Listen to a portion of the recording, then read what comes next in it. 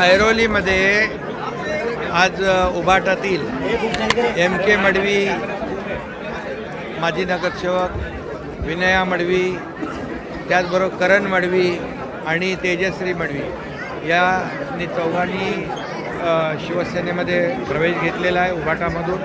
मी त्यांचं मनापासून स्वागत करतो आणि त्यांना शुभेच्छा देतो। त्यामुळे ऐरोलीमध्ये पूर्णपणे शिवसेनेचा पूर्ण तो ऐरोली भागामध्ये शिवसेना अधिक मजबूत होईल आणि शिवसेनेची ताकद तिथे ऐरोलीमध्ये अगोदरपासूनच मजबूत आहे आणि MK मडवी आणि त्यांच्या कुटुंबियांनी प्रवेश केल्यामुळे आणखी शिवसेना तिथे मजबूत होईल। कारण MK मडवी एक कार्यकर्ता म्हणून काम गेले अनेक वर्ष करतोय।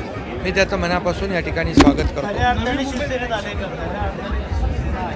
खऱ्या शिवसेनेमध्ये आले, खऱ्या शिवसेनेत आणि त्याचबरोबर बेलापूरमधून माजी नगरसेवक मिथुन पाटील, अमित पाटील आणि पूनम मिथुन पाटील काँग्रेसच्या जिल्हा अध्यक्ष महिला त्यांनी देखील शिवसेनेमध्ये प्रवेश केलेला आहे।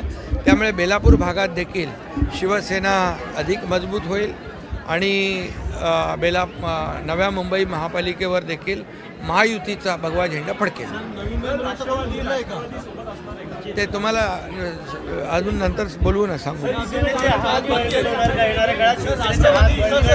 शिवसेना मजबूत आहे, बळकट आहे आणि या अशा सर्व लोकांच्या विश्वासामुळे अधिक बळकट होईल। कारण शिवसेना दिलेला शब्द पाळते।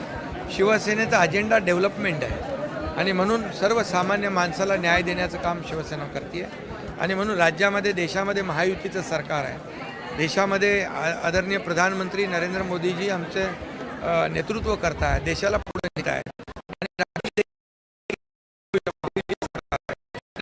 डबल इंजिनचं सरकार आहे। स्वराज्य संस्थांमध्ये देखील एका विचाराचं समविचारी पक्षाचं सत्ता आली तर डबल वेगाने, ट्रिपल वेगाने या ठिकाणी अशा शहरांचा देखील विकास होईल आणि म्हणून लोक हाच विचार करतात। शेवटी डेव्हलपमेंट आणि डेव्हलपमेंट हाच अजेंडा शिवसेनेचा आणि महायुतीचा असल्यामुळे या ठिकाणी लोक येत आहेत। आम्ही त्यांचं स्वागत करतो। महायुती